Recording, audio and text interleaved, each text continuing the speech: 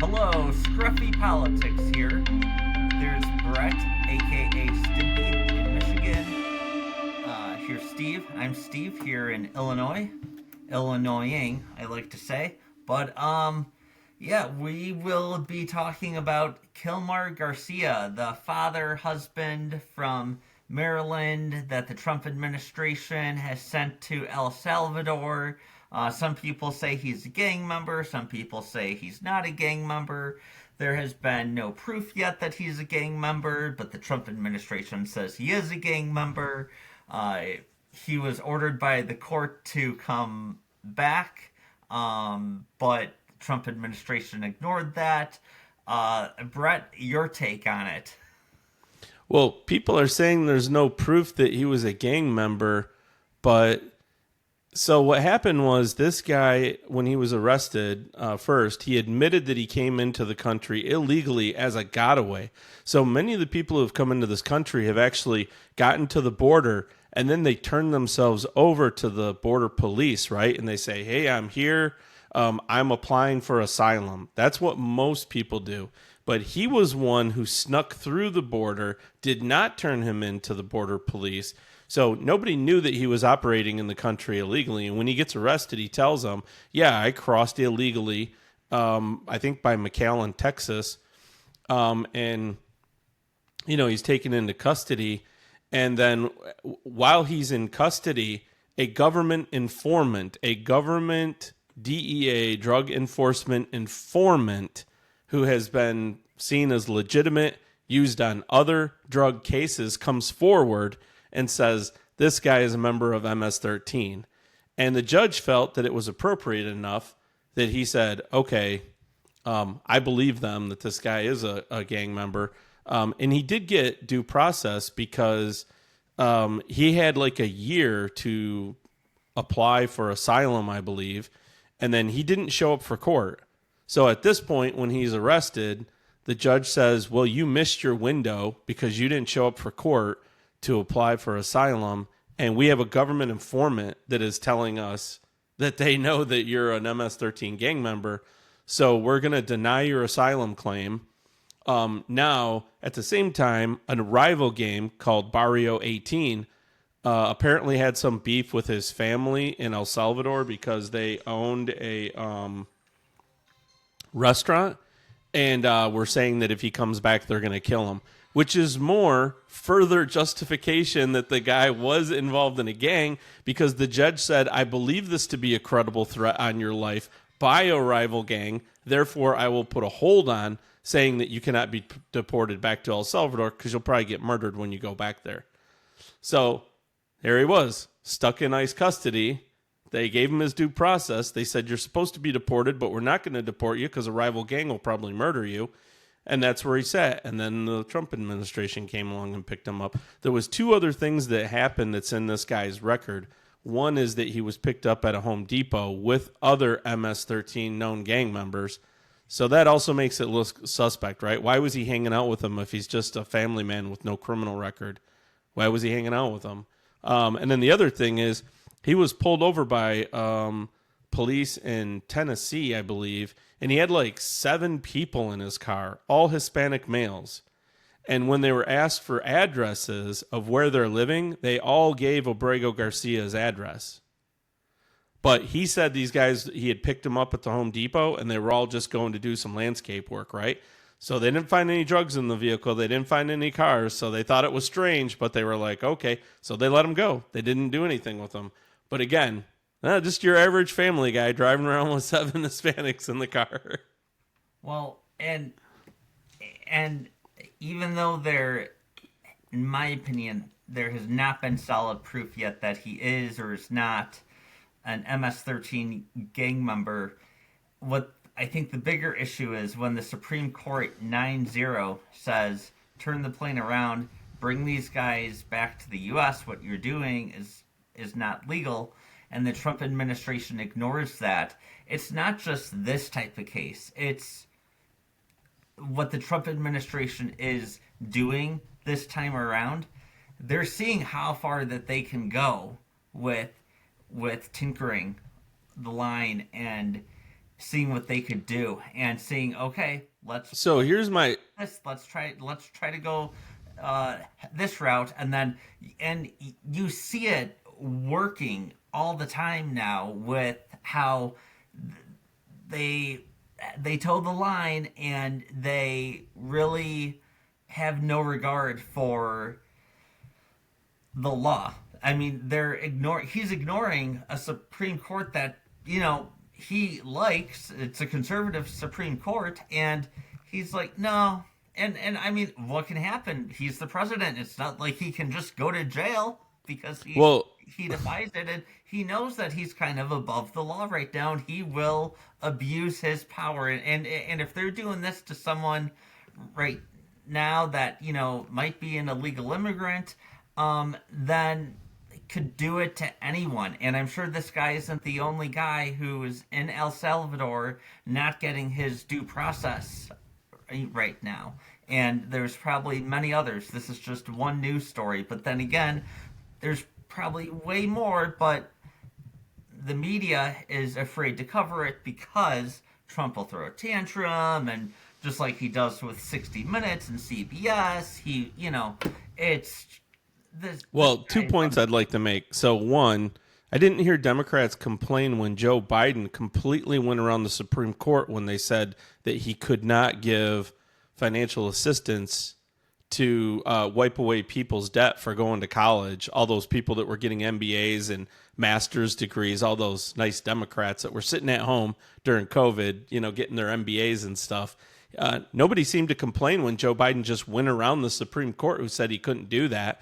And the other thing is, why is everyone so concerned about due process now when you literally had grandmothers that did nothing but walk through the Capitol, didn't assault police, didn't destroy property, and they were denied due process, but because they were January 6th, nobody cared about them, and they were actual citizens. There were January 6ers who beat police officers and put them in the hospital, and a very small percentage. The next day died because of it, and yes, it was a stroke, but it was a stroke due to the fact of the trauma that was caused. But the people that damaged the building and fought with a cop is a very small percentage. There was over 1,000 people arrested. 1,000 people did not fight with cops. Yeah, well, it was a very small percentage. We're talking probably hundreds. Those were the people, by the way, they got the book thrown at them. The people that actually fought with cops, those people had jail sentences of like 5 to 10 years. But I'm talking about, what about the woman that just walked through the Capitol, didn't fight with a cop, didn't throw a brick, didn't break a window. She just happened to be there. But what about her being arrested and being held for like 2 years without getting her court case seen? She just rotted in jail, and she was an American citizen. These people were like actually doctors, nurses, some were police officers. I mean, American citizens didn't give a shit. And not broken the law then. They should have been smarter. Okay, I come back to, why didn't the police tell her then when she was walking into the building that she was breaking the law and would be arrested and would be held in jail for 2 years before she got to see a judge? There was a huge mob. The police were outnumbered. There was a huge mob. It doesn't absolve you of your responsibility. If you're a police officer, you have a right to tell someone they're breaking the law, and they will be arrested and they will be charged. You only yell it so far, and when the police are,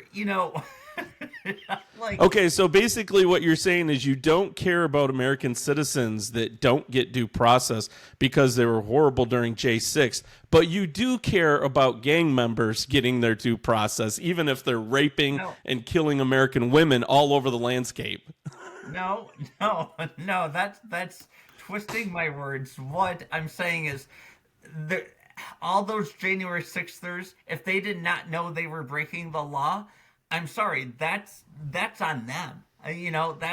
That's common sense. Democrats have done the same thing, and they were never charged with anything. Those were only charges brought against Republicans on January 6th. Democrats have done the same thing. Remember the story about the Democrats acting crazy, running like a bunch of wild monkeys, like 10 o'clock at night, drunk through the Capitol, doing all kinds of crazy shit. Nothing ever happened to them. They were never charged.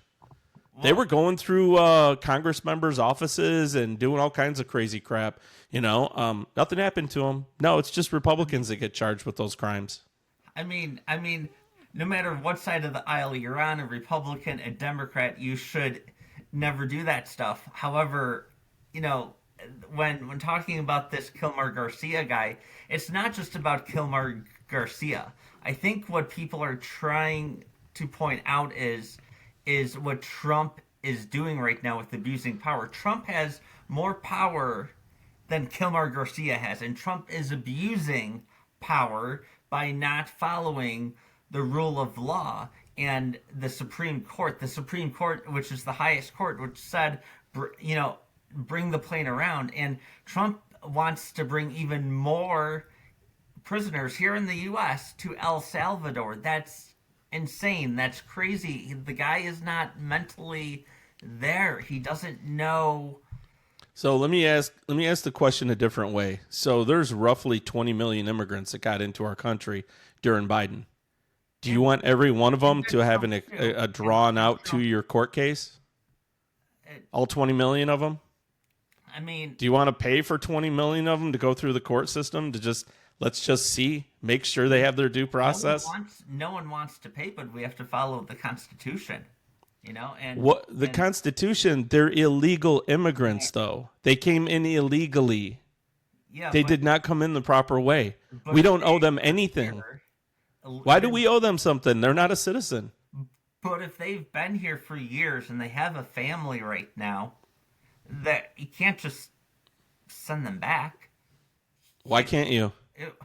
Because if they've been here for years and they're trying to work on their citizenship, and let's say they have a job, income, a house to pay for, you're taking a different approach. What you're talking about is charity. Laws don't apply when you're talking about. You're just saying let's be nice to them because they've had a rough life. But if that's the case, why are you only being nice to people from South America? Why aren't you letting people in from all over the world? Yeah, why aren't we opening our door to the Yemen people and the Palestinians? Why aren't we letting all the Palestinians in? They've had a rougher life than the people in South America. El Salvador and Honduras is nothing compared to Palestine. Why don't we round up all the people from Palestine and bring them in here? And you can't deport any of them. They all get American citizen rights. They should all get due process. Well, the more you bring in... we got the money to pay for it, right? We're all wealthy. What are we complaining about? We should be buying them homes. We should be giving them a guaranteed base of income. Well, unfortunately, with illegal immigrants coming, it just didn't happen under Biden and Obama. It happened under Bush. It happened under, Trump, when his first term. And it's unfortunate that Trump is not. It's not about right now Kilmar and only his rights. It's a broader. It's much bigger. It's Trump not following the rule of law and not following what the Supreme Court is saying, and Trump knows that he can get away with this, and this will just be how it is until the end of his term. And I think people are just kind of like, right now, they need to understand they're trying to make the government understand that, Trump needs to be held accountable for his actions, and nothing's happening. The Congress is weak. The Republicans are all MAGAs who kiss Trump's ass, and they care more about Trump than they do the American citizen, and their constituents are pissed. And you got the Democrats who are just in the minority there, and they don't really have a strong voice other than maybe AOC, but that's just, So here's the thing I don't understand. Like, the Democrats probably, if they looked hard enough, could find a sympathetic immigrant, someone who really is a family man, that they could actually prove it, and they could pick that person to be their poster child, but they don't. They picked this guy who beat his wife twice. Why did she do a protection order against him twice?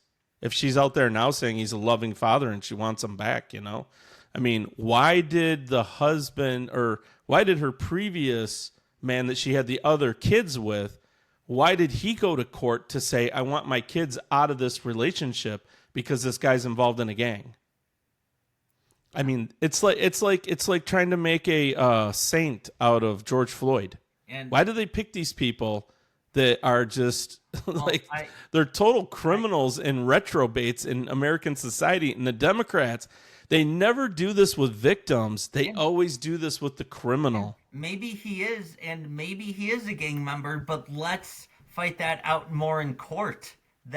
Well, it was already fought out, though. That's the thing. But He got his due process. But- The judge said he was a gang member and he should be deported, only not to. So actually, legally, if you want to follow the legal law, see, here's the other thing. Trump signed an executive order labeling MS-13 as a terrorist organization. So that hold technically is void because there's a higher law that supersedes it. So if you want to follow the letter of the law, what we should do, Steve, is put them on a plane, bring them back, let the court have that. They'll say legally that hold is null and void now because it's preceded by an executive order. So now we go back to the most recent ruling, which was the immigration judge who said he should be deported. And since now we know he's not a gang member, we don't have to worry about Barrio 18 murdering him, so we can send him back to El Salvador. Then we can put him back on a plane after that court and send him back, and the Democrats can be happy that we had due process. well, That's how it should play out. Honestly, I would love for them to do that and televise the whole thing. So then we can say to Democrats, are you happy now?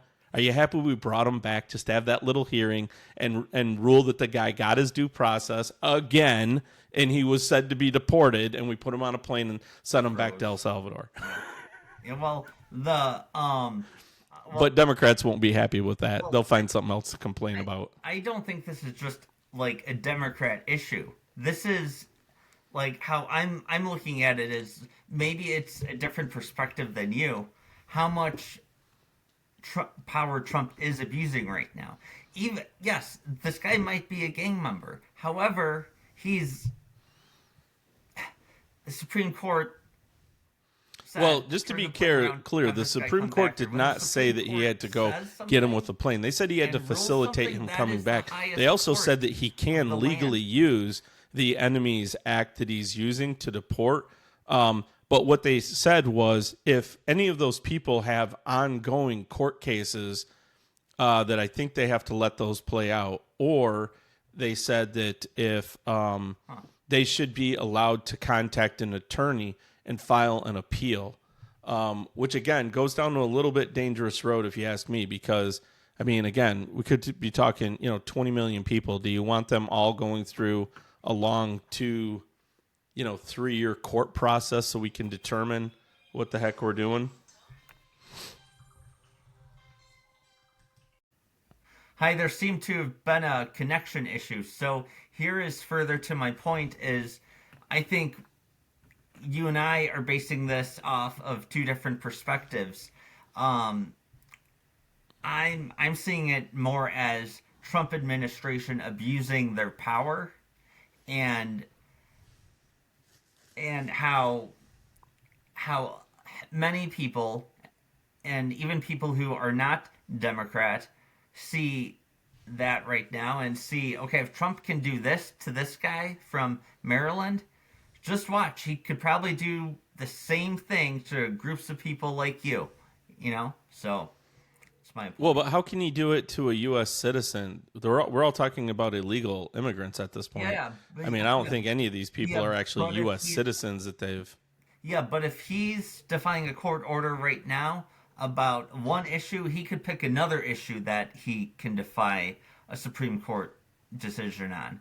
It's just he knows that he's above the law right now and that he can abuse his power. And unfortunately, this is what Americans voted for.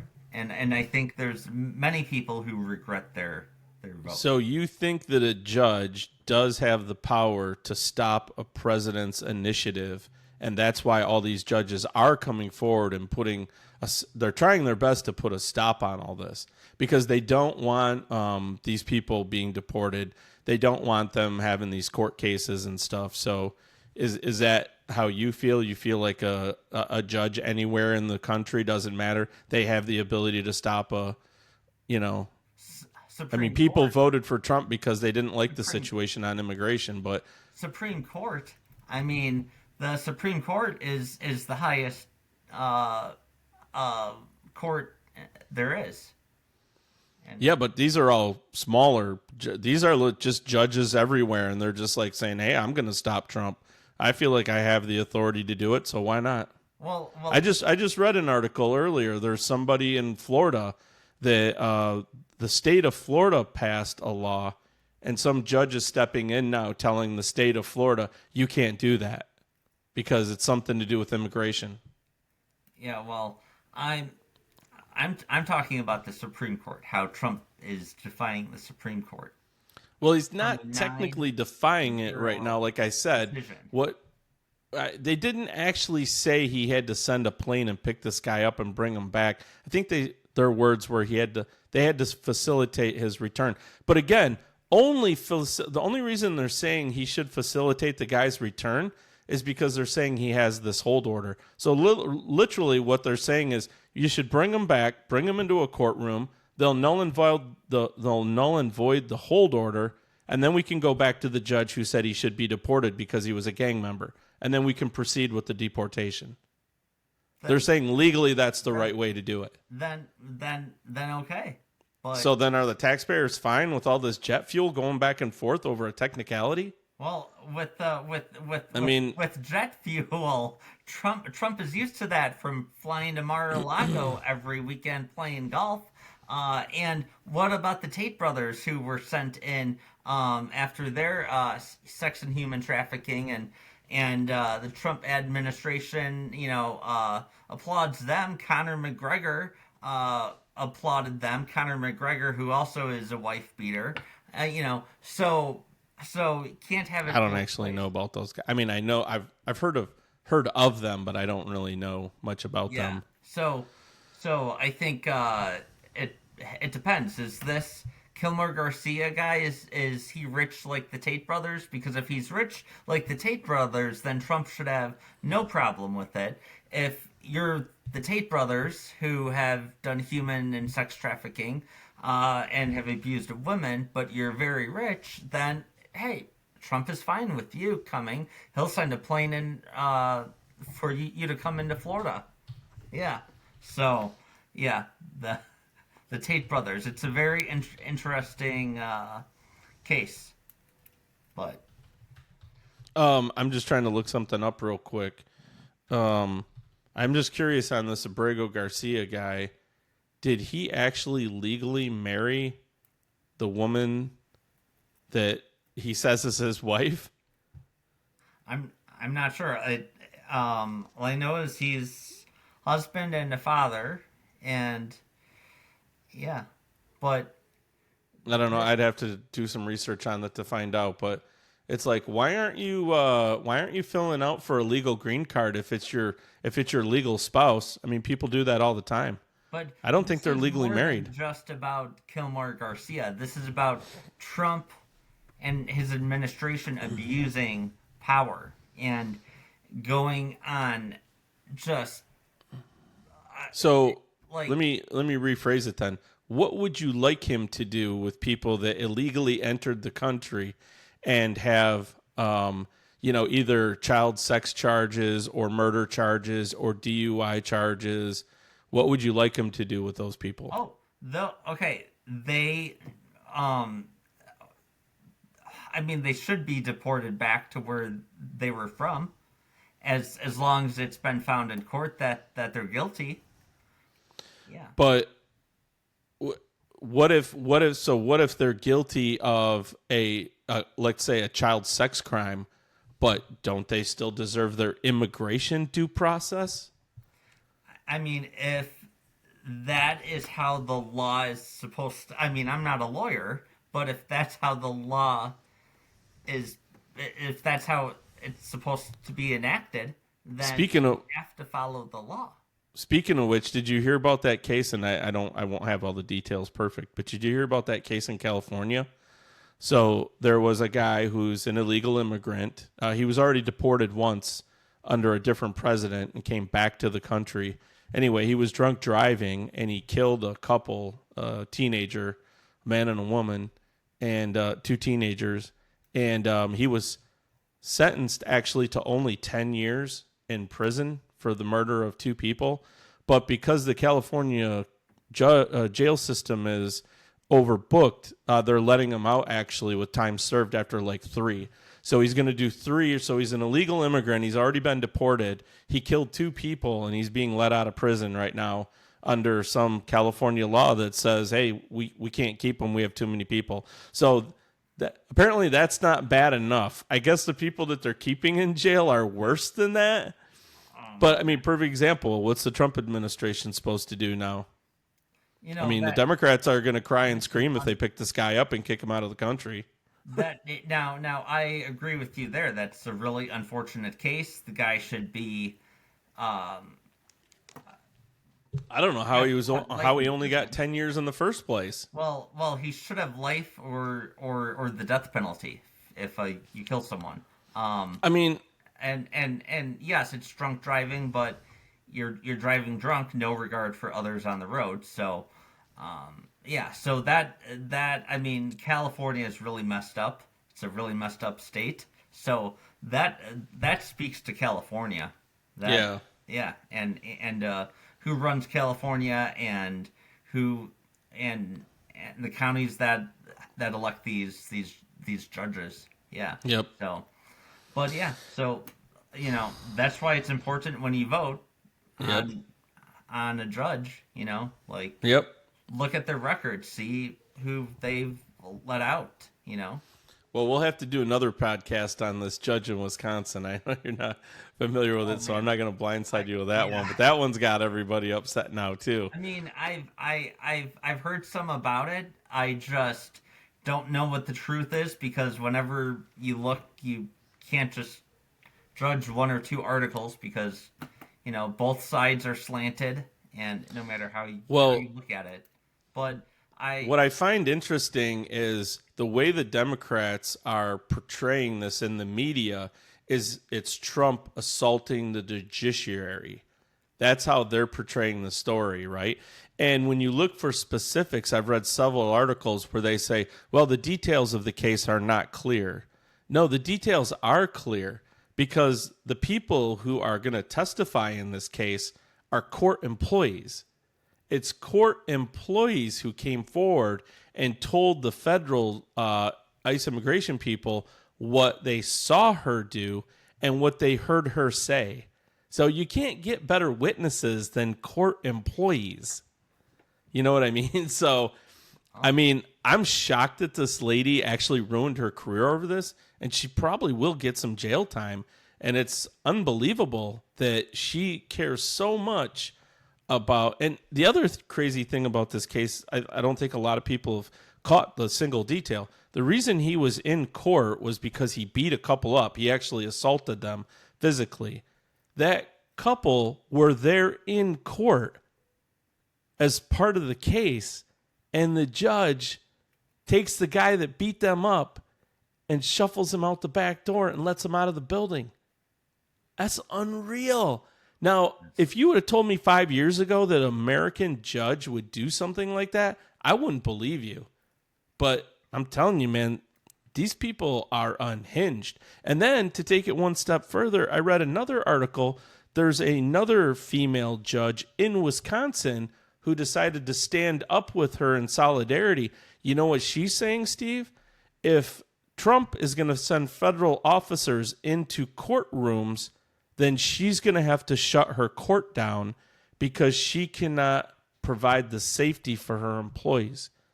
So I guess she's saying that, hey, look, they went in and arrested this judge and they're sending feds into open courtrooms. I can't protect my employees, so I'm going to have to close my court now.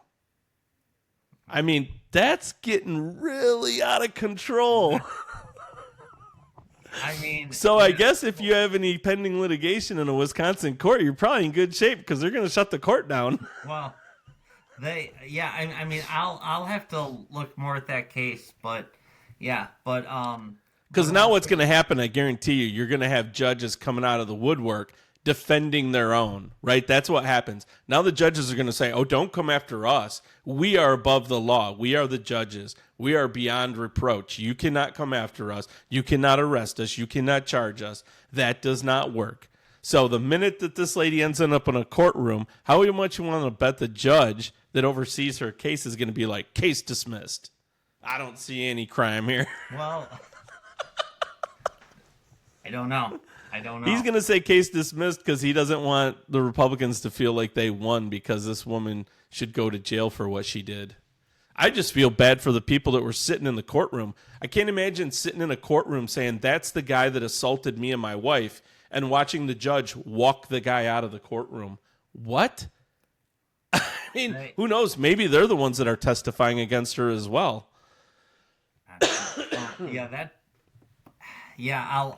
I'll have to read up on that case, but the thing that just is, I'm sure there is more to the story on both sides. I just can't take what one side is saying right now because both sides exaggerate. So that's true. I just find it interesting because I was watching the news when the story broke, and they went right to a female local reporter at the courthouse in Wisconsin, and she basically spelled it out and said that several court employees explained exactly what they saw and heard. And I was like, well, that's pretty airtight. Those are pretty good witnesses, right? Mm-hmm. But then everything that I've read since and every discussion I've seen since, the Democrats tried to shield the audience from the details, because if I lay the details out like that to you, you say, wow, she sounds like she's guilty. But if I just say, well, Steve, we don't know the details, but I mean, they arrested a judge.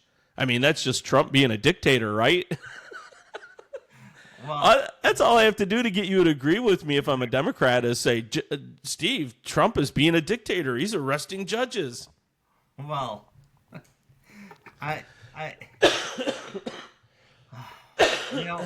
nothing surprises me these days.